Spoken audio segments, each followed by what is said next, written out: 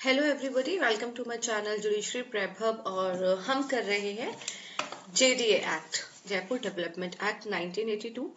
इससे पहले की जो मैंने वीडियोस अपलोड की है उसमें हमने चैप्टर 6 को कवर किया था, लेकिन ये चैप्टर 6 का जो पार्ट 3 हम कवर कर रहे हैं, ठीक है, क्योंकि चैप्टर 6 बड़ा था।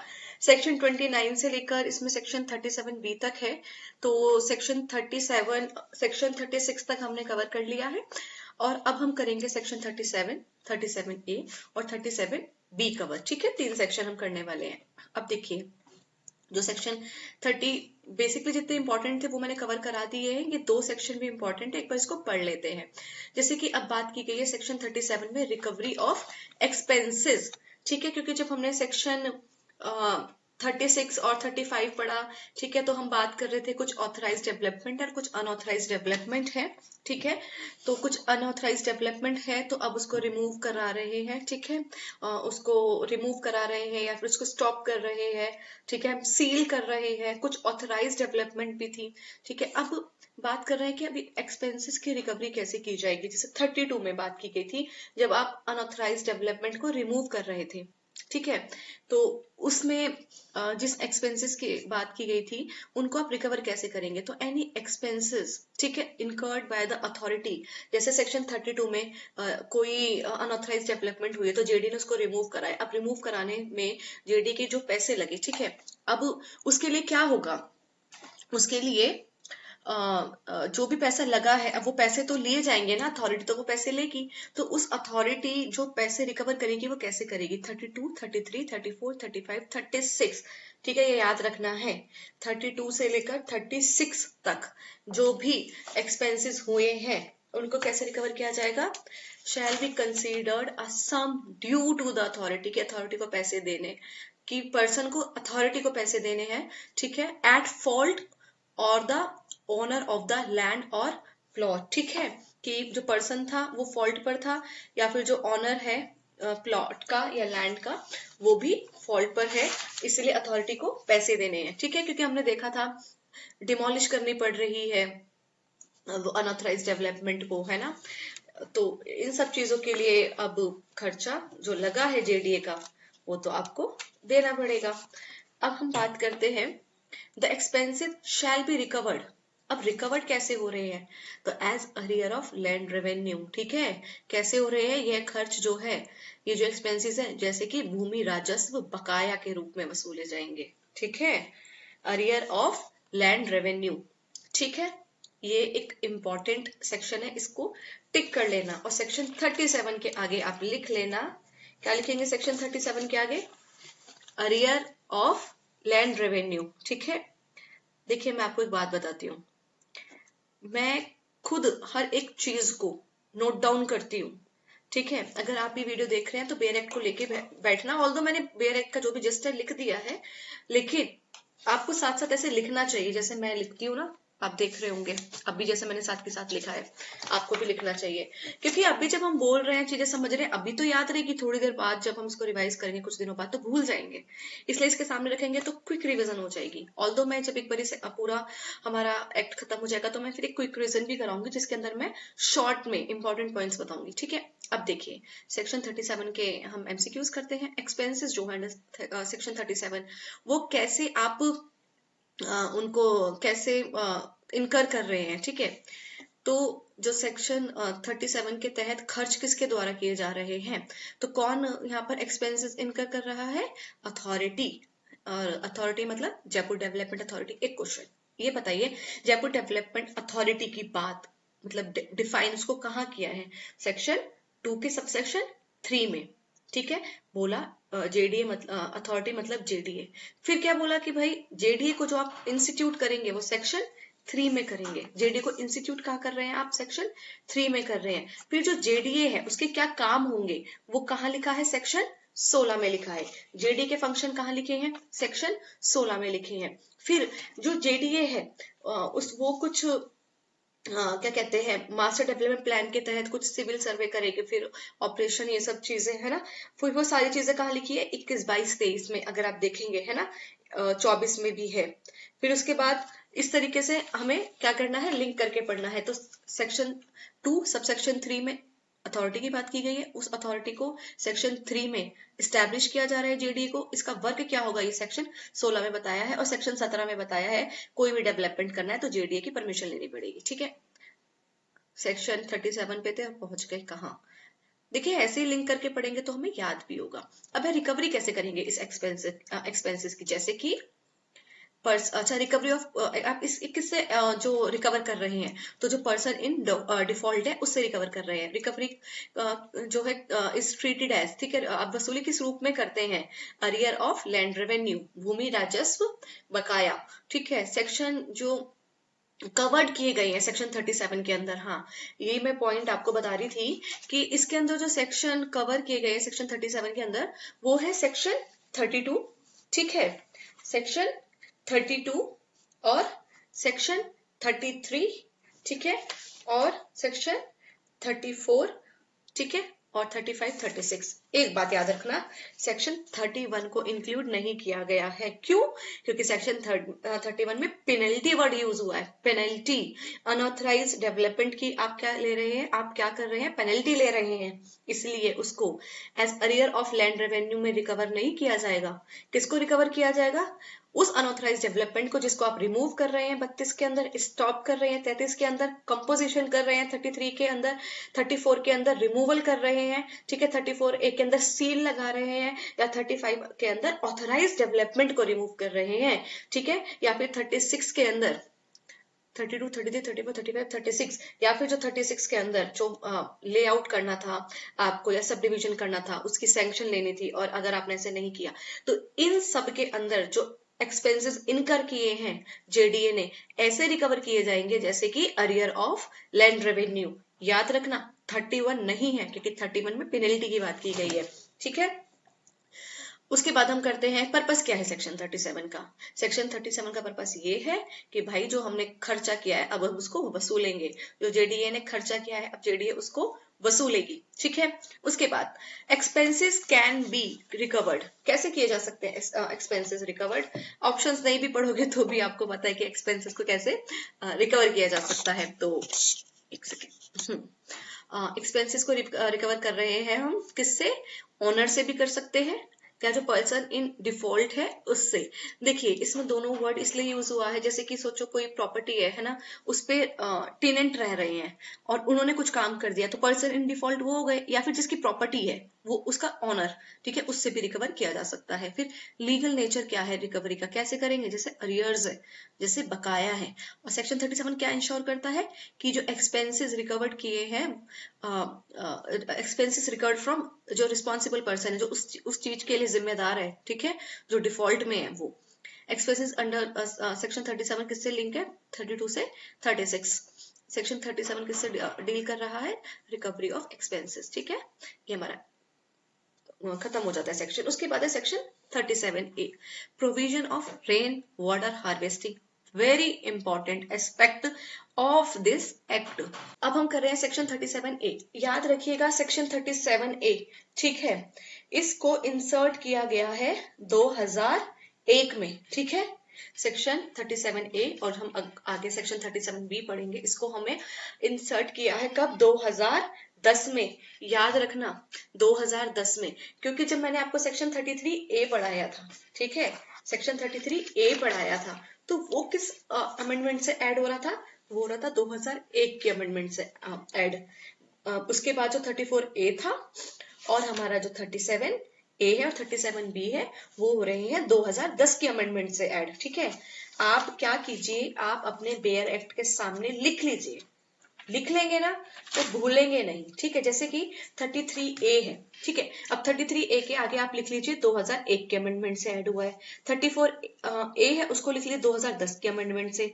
37A है, वो भी 2010 के अमेंडमेंट से। 37B है, वो भी 2010 के अमेंडमेंट से। देखो मैंने लिख लिया है, आपको दिख रहा है इस साइड गिरा है ना, आप भी लिख लो। ठीक है, भूलना नहीं है और कोई भी एरिया नहीं छोड़ना है। प्रिपरेशन करेंगे 100%, नहीं तो नहीं करेंगे। ठीक है, पढ़ेंगे तो सब कुछ पढ़ेंगे, वरना नहीं पढ़ेंगे, क्योंकि वी नेवर नो ना कि क्या क्वेश्चन पूछ लिया जाए। आपको वैसे ही पता है कि कुछ भी पूछ लिया जाता है। आपने जेएलओ का एग्जाम देखा हो तो ये भी पूछ लेता कितने सब सेक्शन है, ठीक है, ये प्रोविजन कहाँ पर है, तो फिर इसीलिए पैटर्न तो हम प्रेडिक्ट कर नहीं सकते कि किस पैटर्न में इस बार पूछ लिया जाए, तो क्यों ना हम सब चीज ही पढ़ लें। और देखिए मेरा भी मानना ये है कि जब पढ़ते हो तो पूरी उसकी बाल की खाल भी निकाल लो कि कुछ तो गलत होगा ही नहीं। चलो अब देखें 37A, ये बात करता है provision of rain water harvesting in Jaipur region, any building on a plot exceeding 300 square metre, note down it, ठीक है, अंडरलाइन इट, 300 स्क्वायर मीटर, क्या कि कोई भी ऐसा प्लॉट है जो 300 स्क्वायर मीटर से ज्यादा का है, तो फिर क्या होगा, उसके उस प्लॉट में आपको वाटर हार्वेस्टिंग सिस्टम को क्या करना पड़ेगा, इंस्टॉल करना पड़ेगा। क्या करना पड़ेगा, उसको इंस्टॉल करना ही पड़ेगा, मैंडेटरी है ये, ठीक है। अब देखिए ये जो सिस्टम है, ये आप जो इंस्टॉल कर रहे हैं वो वर्किंग कंडीशन में होना चाहिए, यानी कि एक फॉर्मेलिटी के पर्पज से आपने बना दिया, वो काम नहीं कर रहा है, नहीं, आपको उसका वर्किंग सिस्टम जो है उसका क्या जो वर्किंग कंडीशन में वो होना चाहिए। एग्जेम्पशंस दिए हुए हैं, जैसे कि अगर कुछ देखिए एग्जेम्पशन दिए हुए हैं स्टेट गवर्नमेंट ने कुछ ऐसे एरियाज को जहाँ पे मतलब ये कहा गया है कि स्टेट गवर्नमेंट कुछ एरिया को एग्जेम्प्ट कर सकता है। ग्राउंड क्या देखेगा कि वो उसका जो ग्राउंड वाटर लेवल है वो कितना है। देखिए राजस्थान के अलग अलग एरिया में अलग अलग ग्राउंड वाटर लेवल है, तो जिसका ग्राउंड वाटर लेवल ठीक है, थोड़ा ऊपर पानी है वहां पे, यहाँ तो जहाँ तो बिल्कुल भी नहीं है, बहुत नीचे, तो वहां पर तो बोल दिया कि बिल्कुल आपको कंपलसरी है rain water harvesting system install करना। लेकिन जहाँ पे ग्राउंड वाटर लेवल जो है थोड़ा ठीक है, वहां पे बोला गया कि वहां पर आपको क्या करेंगे, एग्जाम्प्ट उस एरिया को स्टेट गवर्नमेंट, याद रखना अथॉरिटी नहीं है वर्ड, स्टेट गवर्नमेंट क्या कर सकती है, एग्जाम्प्ट कर सकती है। और क्वेश्चन यहाँ से ही बनता है, कभी क्वेश्चन ये नहीं बनेगा कि रेन वाटर हार्वेस्टिंग सिस्टम को इंस्टॉल करना मैंडेटरी है, ये किस सेक्शन में कहा है, कहाँ एग्जाम्प्ट किया है वो, ठीक है। उसके बाद है authority will not grant development permission.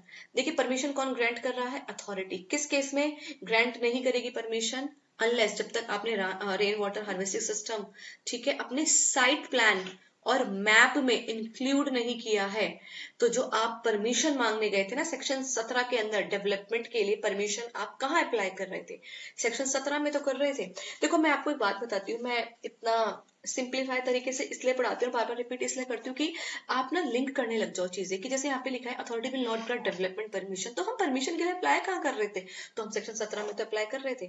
तो सेक्शन 17 में अब आप सेक्शन 17 को डायरेक्ट लिंक कर सकते हैं सेक्शन 37A के साथ, ठीक है, या उसके सामने लिख लीजिए कि अगर हम जब सेक्शन 17 में परमिशन मांग रहे हैं, ठीक है, डेवलपमेंट की, क्या लिखा है सेक्शन 70 में, no other authority person to undertake certain development without permission of the authority, ठीक है। तो फिर क्या होगा उसमें, आप जब डेवलपमेंट के लिए जा रहे हैं, परमिशन अप्लाई कर रहे हैं, तो उस अपने साइट प्लान में या फिर अपने उस मैप में आप इंक्लूड करके बताइए कि देखिए हमारा ये जो प्लॉट है 300 स्क्वायर मीटर से ज्यादा है, इसीलिए हम इस जगह पर ये जो रेन वाटर हार्वेस्टिंग सिस्टम है इसको इंस्टॉल कर रहे हैं, ठीक है। एक तो ये दिखाना आपको जरूरी है, तभी आपको परमिशन देगी जेडीए। दूसरा, और तभी परमिशन मिलेगी जो person seeking permission undertakes installation and provide security, ठीक है।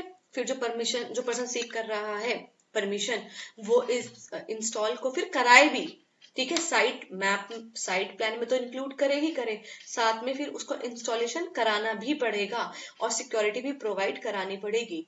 Owner must obtain completion certificate after building, ठीक है, जैसी आपकी बिल्डिंग का कंप्लीशन हो गया है, काम खत्म हो गया, अब आपको क्या करना पड़ेगा, ओनर को एक कंप्लीशन सर्टिफिकेट क्या करना पड़ेगा, लेना पड़ेगा, ठीक है। कंप्लीशन सर्टिफिकेट ओनर को लेना पड़ेगा of such building in the prescribed on each one of the building for run as a concept for the project. After completion of building, obtain completion certificate in the prescribed manner and no such building shall be occupied unless certain, हाँ तो ठीक है, आपको apply करना है अब, ठीक है, और क्या करना है, कंप्लीशन सर्टिफिकेट लेना है कि मेरा बिल्डिंग का काम पूरा हो गया, building can not be occupied without it, ठीक है। आपने बिल्डिंग को डेवलप करने के लिए क्या किया था, परमिशन ली थी, अब आपकी बिल्डिंग का काम पूरा हो गया है, तो जाके क्या करो, पहले कंप्लीशन सर्टिफिकेट लेकर आओ कि मेरी बिल्डिंग का काम हो गया, तभी जाके आप उस बिल्डिंग के अंदर रहोगे, ऑक्यूपाई करोगे। बिना कंप्लीशन सर्टिफिकेट के आप ऑक्यूपाई भी नहीं कर सकते, ठीक है। बहुत इंपॉर्टेंट लाइन है ये, ठीक है, इसको याद रखना। उसके बाद ऑफिसर और अथॉरिटी जो ये इशू कर रही है सर्टिफिकेट, कंप्लीशन सर्टिफिकेट इशू कर रही है, must ensure, system is ensure.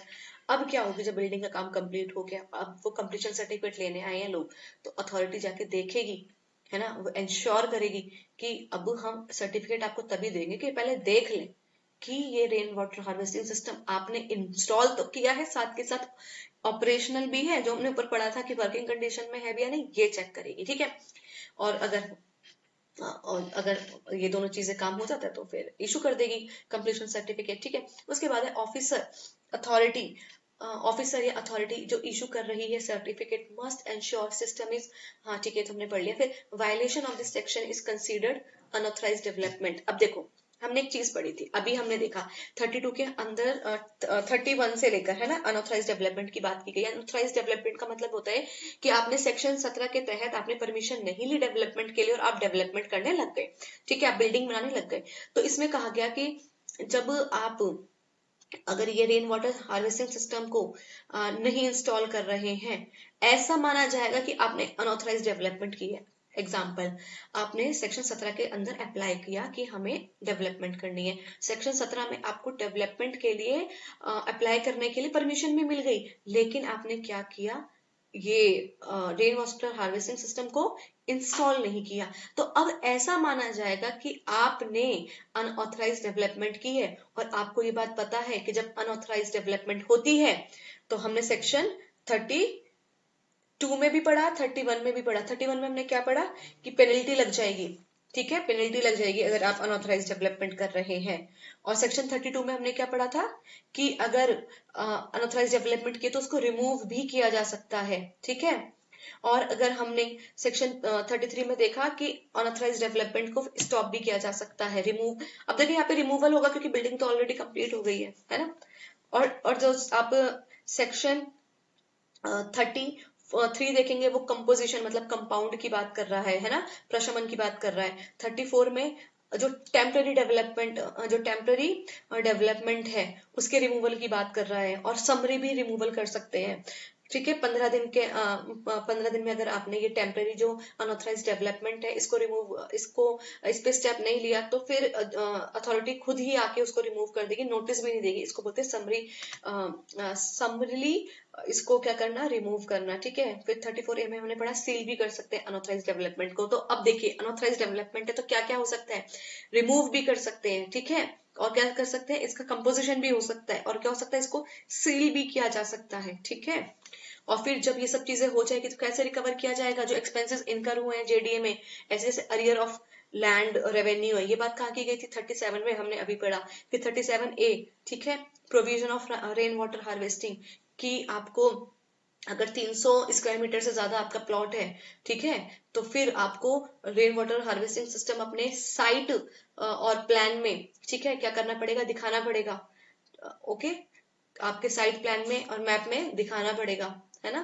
फिर अगर आप ये सब चीजों को इंस्टॉल नहीं करते तो ऐसा माना जाएगा कि आपने अनऑथराइज डेवलपमेंट किया है, और अनऑथराइज डेवलपमेंट है तो फिर 31 में पेनल्टी भी ली जा सकती है, रिमूव भी किया जा सकता है, स्टॉप भी किया जा सकता है, कंपोजिशन भी किया जा सकता है, सील भी लगाया जा सकती है।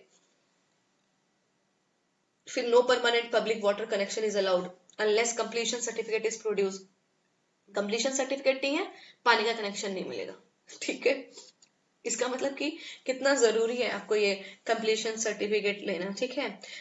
उसके बाद है कि पनिशमेंट वायलेशन, अगर ये जो आपको पनिशमेंट मिलेगी अगर आपने ये अनऑथराइज डेवलपमेंट कर लिया है, ठीक है, इसमें बता दिया गया है इसी में कि ये जो अनऑथराइज डेवलपमेंट माना जाएगा, इसको आपने रेन वाटर हार्वेस्टिंग सिस्टम को इंस्टॉल नहीं किया, साथ के साथ फिर इसकी पनिशमेंट बता दी गई कि आपको 7 दिन तक की तो सजा हो सकती है, इम्प्रिजनमेंट अप टू 7 डेज। तो आप इसके सामने लिख लीजिए 37 के अंदर 7 डेज की बात की गई है इम्प्रिजनमेंट की, ठीक है। सेक्शन 37A में 7 डेज तक की इम्प्रिजनमेंट की बात की गई है। बाकी अब तक हमने कितने डेज की इम्प्रिजनमेंट ही देखी थी, 15 दिन से 45 दिन तक की यही देखी थी। अभी हमने बस पहले यही है जिसमें हमने 7 दिन तक की इम्प्रिजनमेंट की बात की है। और एक और मैंने आपको बताया था सेक्शन 71 जब हम लिंक कर रहे थे, है ना, कि उसमें कितनी पनिशमेंट मिल रही थी आपको, उसकी पनिशमेंट बताओ, आप बताओ ना, आप कमेंट बॉक्स में लिखना कि सेक्शन 71 में हमें कितनी पनिशमेंट मिल रही थी, ठीक है। उसके बाद अब देखिए आप इसके सामने ऐसे ही लिख लेना जैसे मैंने लिखा है, ठीक है? क्यों? क्योंकि आपको फिर एक अच्छे नोट्स बन जाएंगे, ठीक है? देखिए, ठीक है, साइड में। अब पनिशमेंट कितने 7 डेज तक की हो सकती है, और फाइन आपका 25,000 रुपए से लेके 1 लाख रुपए तक का हो सकता है। 25,000 रुपए से लेकर 1 लाख रुपए तक का आपका क्या हो सकता है, फाइन हो सकता है। देखो, मैं भी अपने बेयर एक्ट में क्या करती हूँ, मैं आपको बताती हूँ।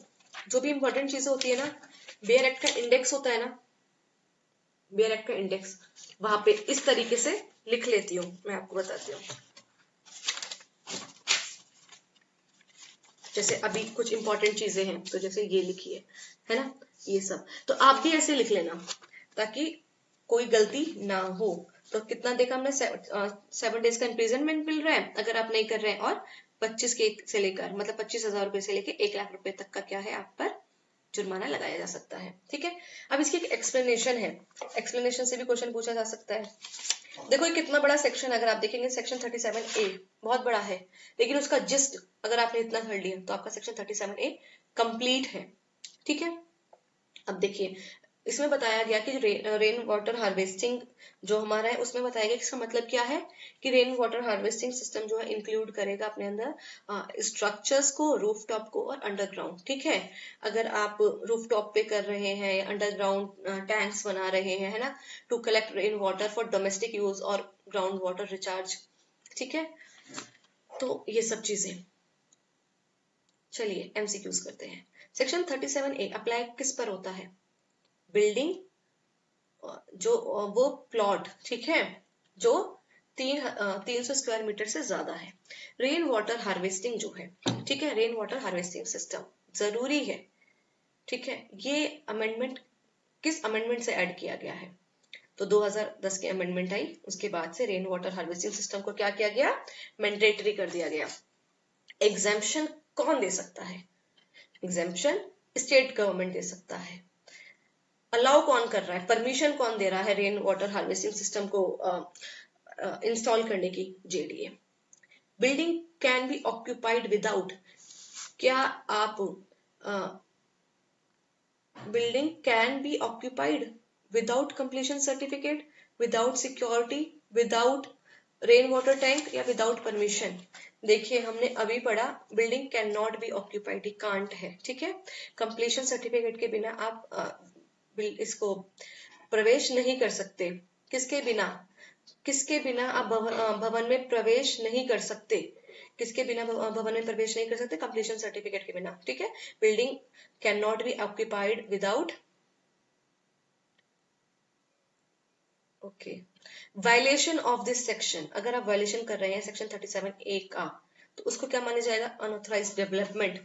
ये याद रखना, क्वेश्चन ऐसा बन सकता है कि अगर आप सेक्शन 37 का वायलेशन करते हैं तो क्या वो इलीगल है या उसको वॉइड मानेंगे, ठीक है, इस तरीके से, या उसको अनऑथराइज डेवलपमेंट मानेंगे। तो याद रखना है वो अनऑथराइज डेवलपमेंट माना जाएगा। फिर है परमानेंट वाटर कनेक्शन का अलाउ है? नहीं, विदाउट कंप्लीशन सर्टिफिकेट आपको परमानेंट वाटर कनेक्शन नहीं मिलेगा। पनिशमेंट क्या है वायलेशन की? 37 के अंदर 7 दिन तक की पनिशमेंट, 25,000 रुपए से लेकर 1 लाख रुपए तक का जुर्माना। जो रेन वाटर हार्वेस्टिंग सिस्टम है वो क्या इंक्लूड करता है? रूफटॉप स्ट्रक्चर, ठीक है, अंडरग्राउंड टैंक्स और पाइप्स एंड अपैरेचर्स, ठीक है, ऑल ऑफ द अबव। उसके बाद है purpose of rain water harvesting. क्या है पर्पस, कि क्यों हम इसको जो है रेन वाटर जो है उसको हार्वेस्ट कर रहे हैं, कि जो कि डोमेस्टिक यूज में भी हम उसको यूज कर पाए, और जो हमारा ग्राउंड वाटर है वो क्या हो, दोबारा से रिचार्ज हो जाए।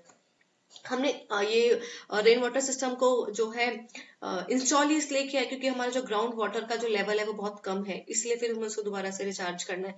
फिर authority will not grant permission, ठीक है, अथॉरिटी परमिशन नहीं देगी जब तक कि सिस्टम, ये जो है रेन वाटर हार्वेस्टिंग सिस्टम आपने अपने साइट प्लान या मैप में नहीं दिखाया है, ठीक है, एप्लीकेंट ने इंस्टॉलेशन कर लिया है, ठीक है, और सिक्योरिटी भी दे दी है, ऑल ऑफ द अबव, ठीक है। ये तीनों चीजें होनी चाहिए तभी आपको परमिशन मिलेगी, अदरवाइज नहीं मिलेगी। फिर सेक्शन 37B अभी हमने पढ़ा 2010 के अमेंडमेंट से ऐड हुआ है, provision of parking space. Jaipur region में हर बिल्डिंग, ठीक है, जिसको कंस्ट्रक्ट कर रहे हैं हम 2010 के बाद, वो प्रोवाइड करेगी स्पेस, जैसा कि स्टेट गवर्नमेंट बताएगी वैसे। एग्जाम्पशन दिया है कि स्टेट गवर्नमेंट चाहे तो एग्जाम्प्ट कर सकती है उन एरियाज को, उन बिल्डिंग्स को, ठीक है, based on location, based on land area, location और यूज।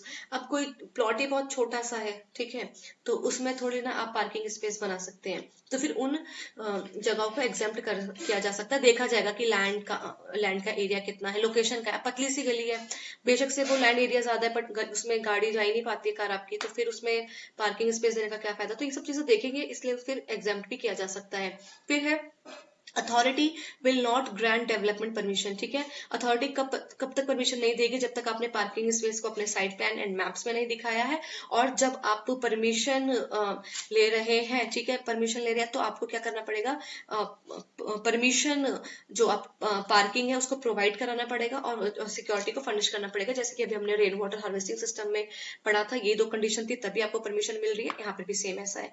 विदाउट कंप्लीशन, आप जब तक आप कंप्लीशन सर्टिफिकेट ऑब्टेन नहीं करेंगे, जब तक आप ऑक्यूपाई नहीं कर सकते बिल्डिंग को, ठीक है।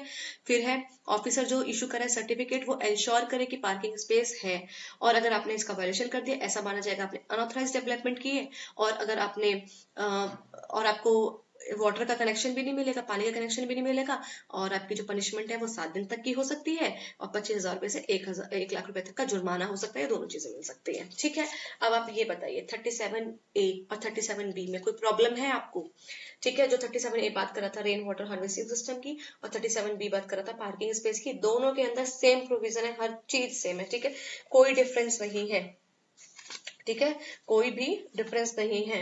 आपको ये अच्छे से याद रखना है। आप देखेंगे तो दोनों के अंदर 7 ही सबसेक्शन है, 37A में भी 7 सबसेक्शन है और 37B में भी 7 सबसेक्शन है, पर याद रखना इसके अंदर एक्सप्लेनेशन नहीं है, जैसे कि रेन वाटर हार्वेस्टिंग को हमने उसकी एक्सप्लेनेशन दी है 37A में, यहाँ पे हमने पार्किंग स्पेस की कोई एक्सप्लेनेशन नहीं दी, ठीक है, बाकी एज इट इज है, ओके।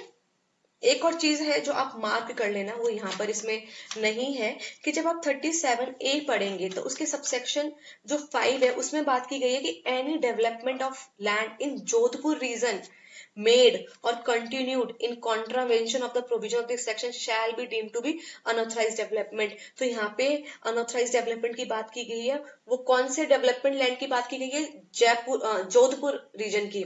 कौन सा, रेन वाटर हार्वेस्टिंग सिस्टम में जो रीजन वर्ड यूज हुआ है वो जोधपुर रीजन हुआ है, ठीक है।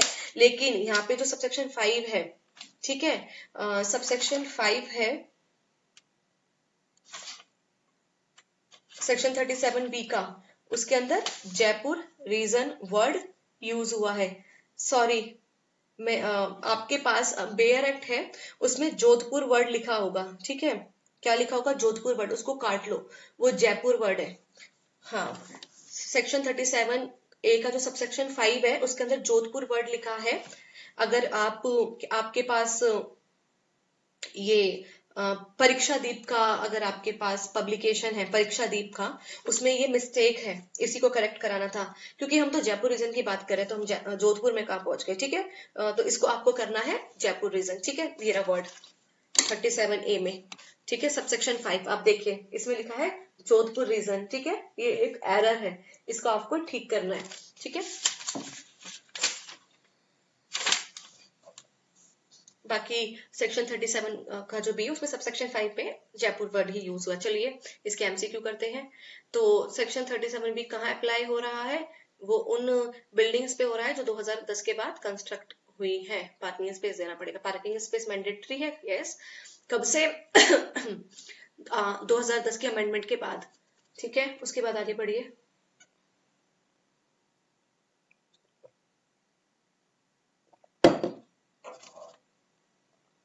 Exemption can be given by, कौन दे सकता है एग्जाम्पशन, स्टेट गवर्नमेंट, और परमिशन कौन दे रहा था, JDA. Building can be occupied without, ये दोनों ही यहाँ पे कैन नॉट है, ठीक है, building can not be occupied without completion certificate.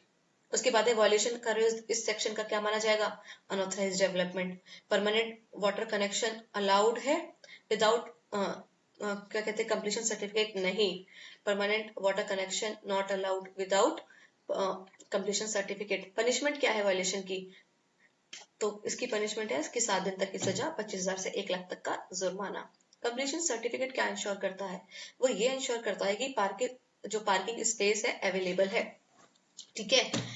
Completion certificate ये इंश्योर कर रहा है कि पार्किंग स्पेस है अवेलेबल है, और अगर हम वाटर हार्वेस्टिंग सिस्टम की बात करें तो अगर उस कॉन्टेक्स्ट में क्वेश्चन आता है तो वो अवेलेबल है, ठीक है। वायलेशन ऑफ सेक्शन 37B को हम कैसे ट्रीट करेंगे?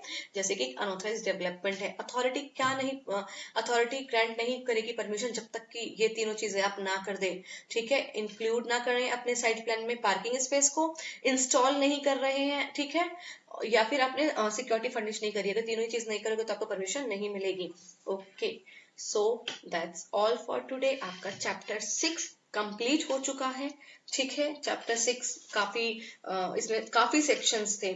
हमने देखा कि 29 से लेकर इसके 37B तक सेक्शन थे, हमने ये कंप्लीट कर लिया है, ठीक है। अब इसकी क्विक रिवीजन करते हैं, हो जाए ना एक क्विक रिवीजन, ठीक है। अब देखिए 29 चैप्टर 6 जो की बात कर रहा था control of development and use of land included in plans, इसका 29 बात कर रहा था declaration of development areas. Development areas कौन से होंगे जयपुर रीजन के, उसको डिक्लेयर करेगी अथॉरिटी।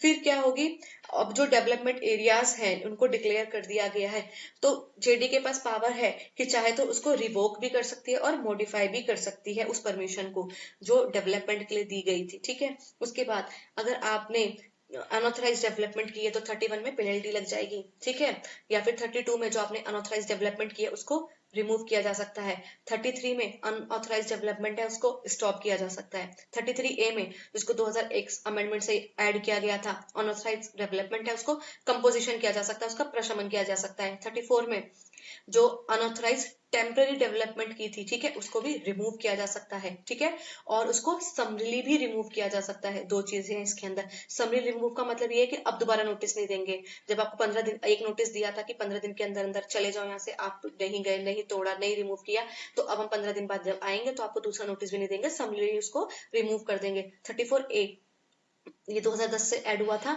इसमें क्या था, जो अनऑथराइज डेवलपमेंट है उस पर सील भी लगा सकते हैं।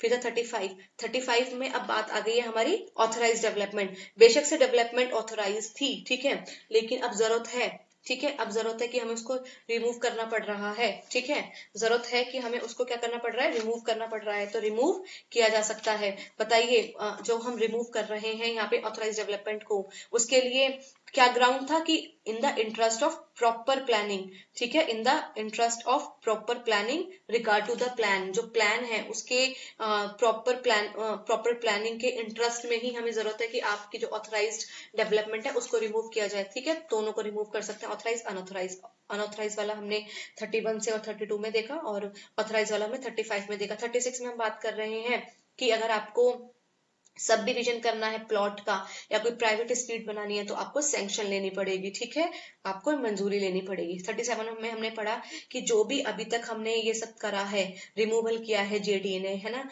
और डिसकंटिन्यू करा है, स्टॉप किया, सील किया है, इसमें जो खर्चा आया है करने में उसको वसूला जाएगा, ठीक है। कैसे वसूला जाएगा? जैसे अरियर्स ऑफ लैंड रेवेन्यू है, ठीक है। उसके बाद हमने पढ़ा 37A जिसको हमने 2010 में ऐड किया, और इसमें क्या था कि आपको रेन वाटर हार्वेस्टिंग सिस्टम अपने साइट प्लान में डालना इंक्लूड करना पड़ेगा, फिर उसको इंस्टॉल करना पड़ेगा, कंप्लीशन सर्टिफिकेट लेना पड़ेगा, उसके बाद आप ऑक्यूपाई कर सकते हैं, ठीक है। और अगर आपने ये इंस्टॉल नहीं किया तो ऐसा माना जाएगा अनऑथराइज डेवलपमेंट हुई है, तो 7 दिन तक की सजा हो सकती है, 25,000 रुपए से लेकर 1 लाख रुपए तक का फाइन लग सकता है। 37B पढ़ा हमने, इसका 2010 में इसको ऐड किया गया है, ठीक है। इस बात करता है कि पार्किंग स्पेस आपको देना पड़ेगा। अगर आप पार्किंग स्पेस नहीं दे रहे हैं तो ऐसा माना जाएगा अनऑथराइज डेवलपमेंट है, और इसमें आपका वायलेशन जब आप करेंगे तो आपको सजा दी जा सकती है, वही 7 दिन तक की इम्प्रिजनमेंट, 25,000 से 1 लाख तक का फाइन। देखिए एक रैपिड रिवीजन भी हो गया। अब रैपिड रिवीजन हमने जब किया तो आप खुद बताइए कितना इजीली अब हमें समझ आ रहा था। इसलिए मैं बोलती हूँ कि पहले सेक्शन को, है ना, अगर हम एक बार सेक्शन को अच्छे से पढ़ लेंगे ना तो फिर क्या होगा, जब हम इसका रैपिड रिवीजन करेंगे ना तो समझ में आएगा। इसीलिए मैं बहुत पेशेंस के साथ चीजों को कवर करती हूँ, और आप देखेंगे तो टाइम वेस्ट तो बिल्कुल नहीं होता है, बिकॉज टाइम इज प्रेशियस, है ना, आपके लिए और मेरे लिए भी। सो दैट्स ऑल फॉर टुडे, ठीक है। अगर आपको मेरा ये पैटर्न अच्छा लग रहा है, आपको मेरे नोट्स ठीक लग रहे हैं, पढ़ाने का तरीका अच्छा लग रहा है, okay, so do like, do subscribe my channel and do comment, okay, so that's all for today, bye bye, take care.